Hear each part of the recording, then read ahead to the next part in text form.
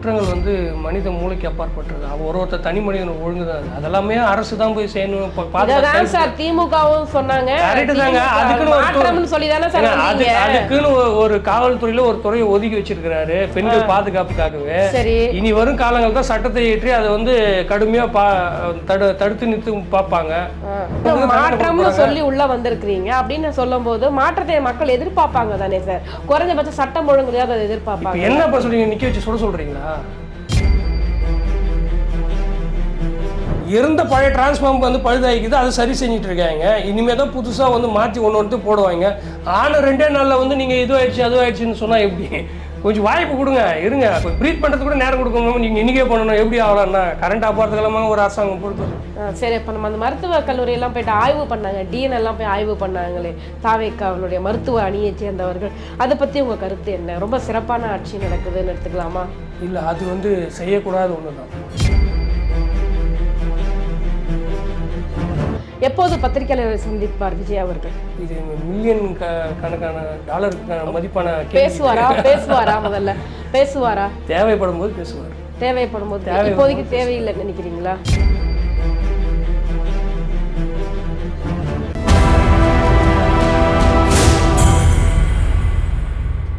நேர்களுக்கு வணக்கம். இன்றைய நேர்காணலில் நம்மோடு இணைந்திருக்கிறார் விடுதலை சிறுத்தைகள் கட்சியை சேர்ந்த திரு ரகு அவர்கள். வாருங்கள் பேசுவோம். வணக்கம் சார். விஜய் அவர்கள் ஆட்சி பொறுப்பை எடுத்திருக்கிறார். அமைச்சரவையில் விசிகாவிற்கும் பங்கு இருக்கு. அப்ப இனிமேல் வந்து உங்க ஆட்சி அப்படின்னு கூட சொல்லலாம். இப்ப நடந்துட்டு இருக்கிற இந்த ஆட்சியில் குற்றங்கள் அதிகரித்திருக்கிறதா குறைந்திருக்கிறதா?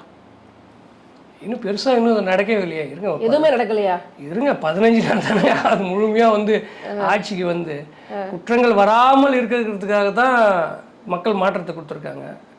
இனிமேல் வரான்ற நம்பிக்கையில் தான் இருக்கிறோம். பார்க்கலாம், இருங்க வருங்காலங்களில். ஏன்னா கோவையில் கூட ஒரு சிறுமி வந்துட்டு வன்புணர்வு செய்யப்பட்டு கொலை செய்யப்பட்டிருக்கிறார்.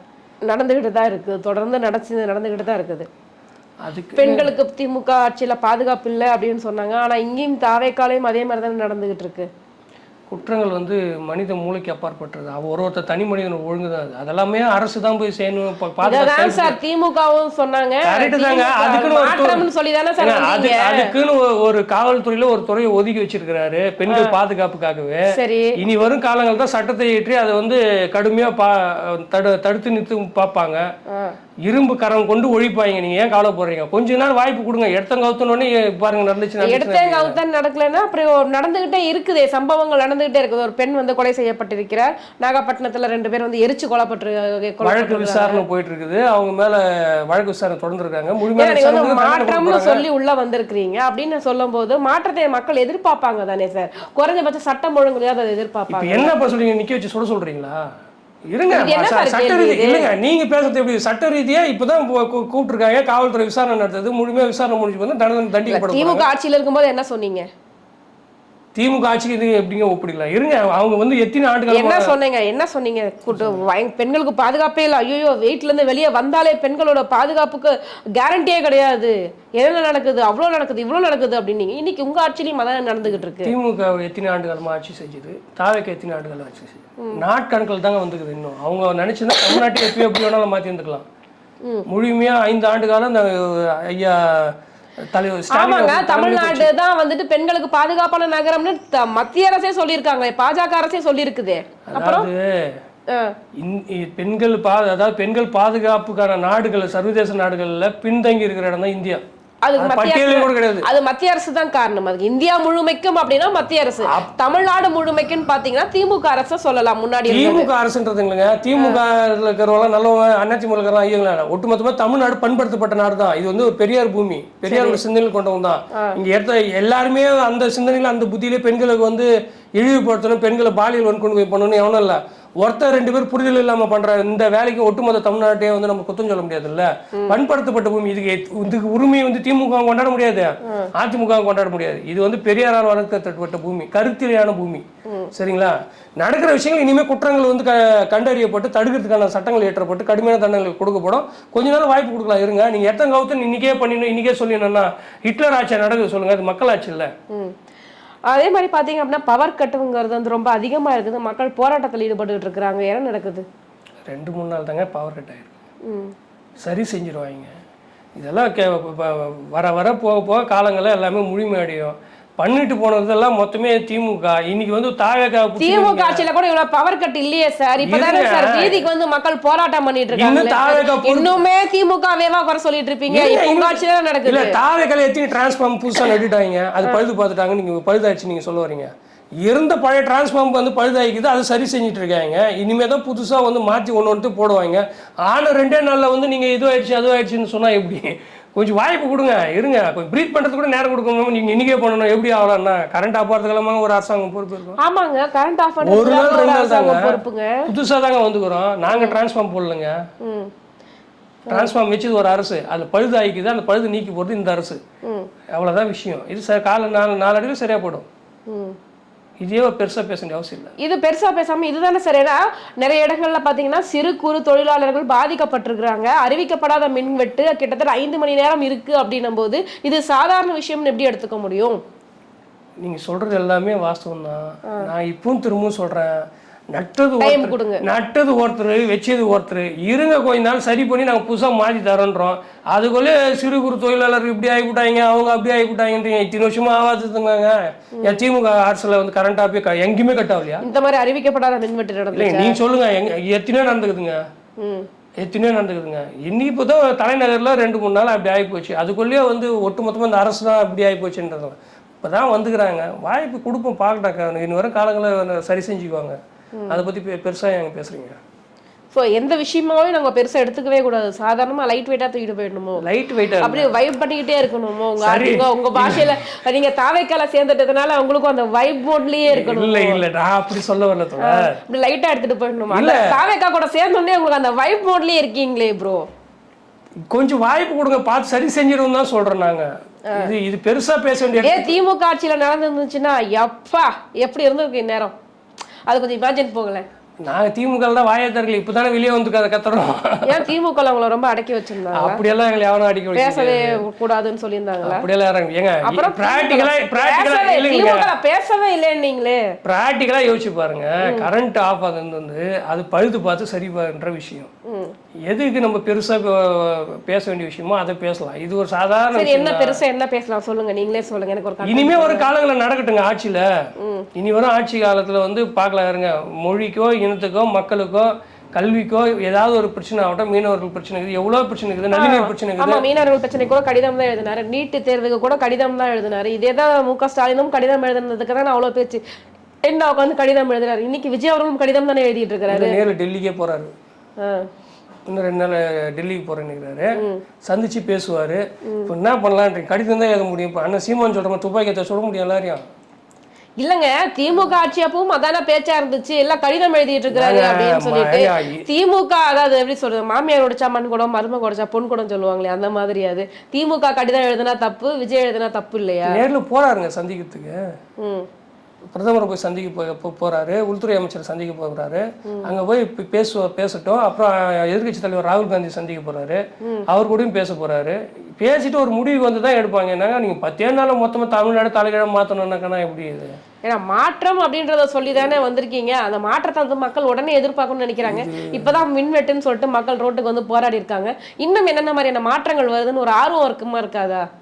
2 நாள் தான் போராடிக்கிறாங்க மக்கள். கரண்ட்டுக்காக எல்லா வேலையும் செஞ்சுட்டு தான் இருக்கிறாங்க. அதோடைய துறையுடைய நிர்மல்குமார் கூட சொல்லியிருக்காரு, நான் விரைவில் வந்து பழுது பார்த்து எல்லாமே நாங்கள் சரியாக கொண்டு வந்துடுவோம், மக்கள் இதை எதிர்த்து போராட வேண்டிய அவசியம் இல்லைன்னு சொல்லியிருக்கிறாரு. நீங்கள் அது மின்வெட்டிலே ஏங்குறீங்க, கொஞ்சம் விட்டு வாங்க, வேற ஏதாவது சொல்லுங்க. சரி, இப்போ நம்ம அந்த மருத்துவக் கல்லூரியெல்லாம் போயிட்டு ஆய்வு பண்ணாங்க, டிஎன் எல்லாம் போய் ஆய்வு பண்ணாங்களே தாவேக்காவினுடைய மருத்துவ அணியை சேர்ந்தவர்கள். அதை பற்றி உங்கள் கருத்து என்ன? ரொம்ப சிறப்பான ஆட்சி நடக்குதுன்னு எடுத்துக்கலாமா? இல்லை, அது வந்து செய்யக்கூடாது ஒன்று தான். அப்படிலாம் செய்யக்கூடாது. பரவாயில்ல, தப்புனா தப்புன்னு சொல்றீங்க. ஆமாங்க, யாரா இருந்தாலும் தப்புனா தப்பு தாங்க. நம்ம மக்கள் பிரதிநிதியா இருக்கிறவங்க மட்டும்தாங்க அதுக்கு போகணும். ஒரு கட்சியில நீங்க பொறுப்பாளராக இருந்துக்கிட்டு நம்ம அந்த வேலையை செய்யறதுக்கு இல்லை. மக்கள் ஒருத்தர் தேர்ந்தெடுத்துக்கிறாரு, அந்த துறையில குறை தீர்க்கிறதுக்கு அவர் போகலாம்.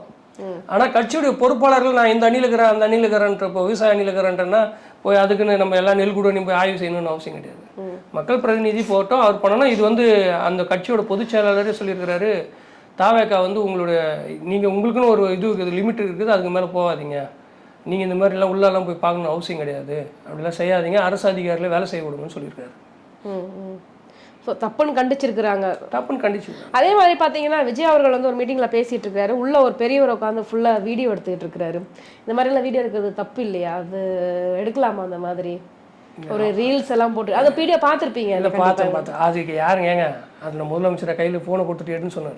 அதை கண்டிச்சிருக்கலாமே. முதலமைச்சர் பார்க்குறாரு, இப்போ வீடியோவில் எடுக்காதுன்னு சொல்லி இருந்திருக்கலாமே. ஏன் ஒரு ரீல்ஸ் ஆட்சி அப்படின்னு சொல்லுவாங்க. திமுக வந்து போட்டோ ஷூட் ஆட்சின்னு சொன்னாங்க. இது வந்து ரீல்ஸ் ஆட்சி. இப்போ ஐயா ஸ்டாலின் முதல்வர் இருக்கும்போது செல்ஃபி எடுக்கலையா? மக்கள் கூட ஏங்க வெளியே வந்து செல்ஃபி எடுக்கிறதுக்கும் நீங்க ஆபீஸ்ல உட்கார்ந்து செல்ஃபி எடுக்கிறதுக்கும் வித்தியாசம் இல்லையா? ஏங்க நீங்க முட்டை கொடுக்கலாம். முரட்டு முட்டா இருக்கு சொல்றேன். தாவேதாக்காரங்க கூட இந்த அளவுக்கு பேச மாட்டாங்க. அவசியம் இல்ல தோழர். அணியா நீங்க அமைச்சரவையில பங்கெடுக்கலாம். அதுக்காக வேண்டி இப்படியா நீங்க பேசணும்? அவர் யாருங்க? அரசு அதிகாரியா? அரசு துறை சார்ந்தவரா? அந்த வீடியோ எடுத்தவர் யாரு? அவர் வந்து திருநாளிகள் ஏதோ ஒரு சந்திப்புல அவர் கூட வந்திருக்கிறாரு. அவர் வந்து ஆசையா எடுத்துக்கிறாரு. முதல்வர் அது பெருசாக கண்டுக்கல. சரி விட்டுட்டாங்க. அவர் உள்ள இருக்கிற காவலர்கள் கூட தடுத்து இருந்துக்கலாம். அவர் விட்டுருங்க பரவாயில்லன்னு ஏதோ விட்டுட்டாரு. அத்தி ஏங்க பெருசா பேசுங்க? அவரும் மக்கள் ஒருத்தர் தானே.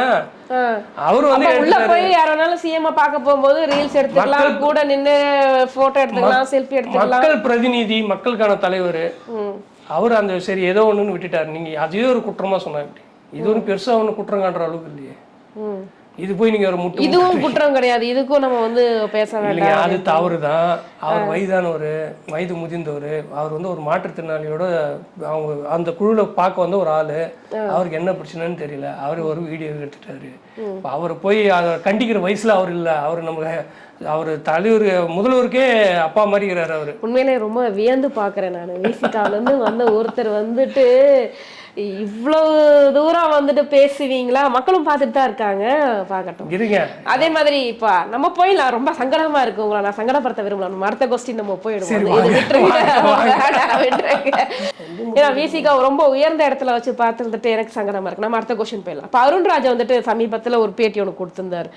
தமிழ்நாட்டில் வந்துட்டு மருத்துவமனைகள்லாம் ரொம்ப சிறப்பாக தான் இருக்குது, எந்த பிரச்சனையும் இல்லை அப்படின்னு சொல்லிட்டு. ஆனால் பிரச்சாரத்தின் போது பார்த்தீங்க அப்படின்னா தமிழக மருத்துவமனைகள் ஐச்சோ போச்சு போச்சுன்னு தான் பேசினாங்க.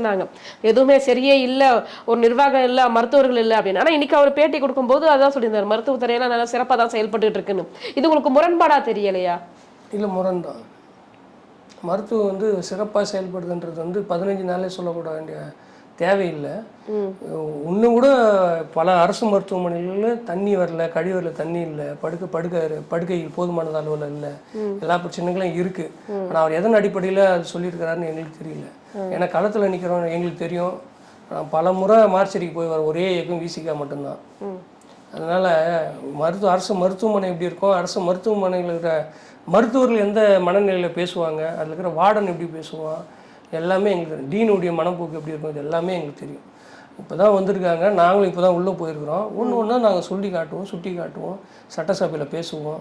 இவ்வளோ விஷயங்கள்லாம் இருக்குது, நீங்கள் பாருங்கன்னு சொல்லுவோம். அவங்க சொல்கிறத ஒட்டுமொத்த கருத்தையும் நாங்கள் அப்படியே உள்வாங்கிக்கின்னு ஆமான்ற நிலைப்பாட்டில் இல்லை. இருக்கிற விஷயம் எது தவறோ அதுக்கு கண்டிப்பாக தவறு சுட்டி தான் காட்டுவோம்.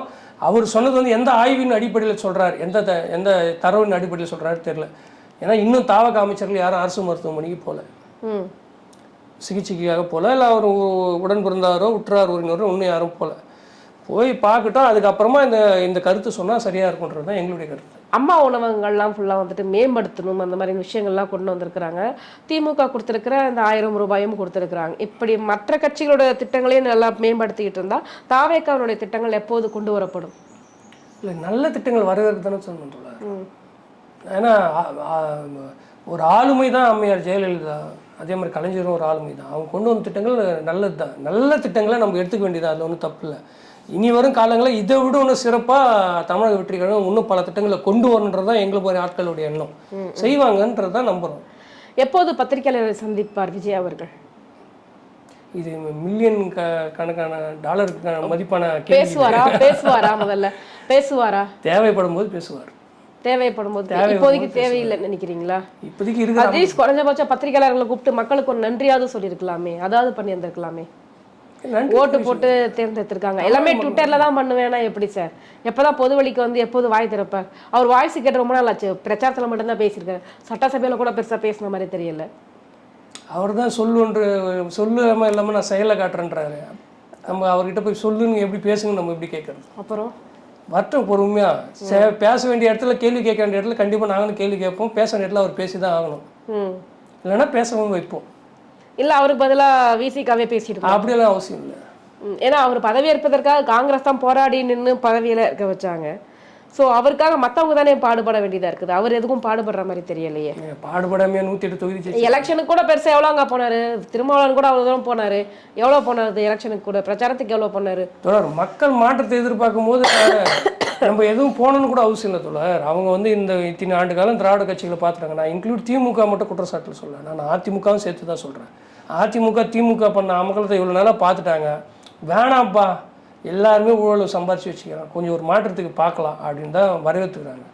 பார்ப்போம், இருங்க கொஞ்ச நாள் போகட்டும். இப்போ எல்லாமே கொஞ்ச நாள் போகட்டும், பொறுத்திருந்து பார்ப்போம். இது மட்டும்தான் பதிலாக கிடைக்குது. நானும் ரொம்ப நேரம் என்னென்னமோ பேசி பார்த்துட்டு பொறுத்திருங்கள் மாற்றம் வரும்னு சொல்லியிருக்கீங்க. இன்னும் கொஞ்ச நாள் போகட்டும், நாங்களும் பொறுத்திருக்கோம். இன்னும் எத்தனை காலத்துக்கு பொறுத்திருக்கணும்னு தெரியல, பொறுத்திருந்து 15 நாள்ல நீங்க எல்லாத்தையும் கேள்வியும் எல்லாத்தையும் விடை வந்தோம்னா எப்படி தொழார்? பொறுங்க தொழார் கொஞ்சம். இன்னும் எத்தனை ஆண்டுகள் இருக்குது, இன்னும் 2 தேர்தல் இருக்குது, உள்ளாட்சி தேர்தல் இருக்குது, நாடாளுமன்ற தேர்தல் இருக்குது. இதெல்லாம் வரும், திரும்ப மக்களை சந்திக்கணும், களத்தில் நிற்கணும். அதுக்குள்ளே அரசியல் எப்படி வேணாலும் மாறலாம், கால சூழல் எப்படி வேணாலும் மாறலாம். பொறுத்திருந்து பார்ப்போம். கண்டிப்பாக சார். எங்கள் கேள்விகளுக்கு ரொம்ப சிறப்பான பதில் சொன்னீங்க. ரொம்ப நன்றி. நன்றி.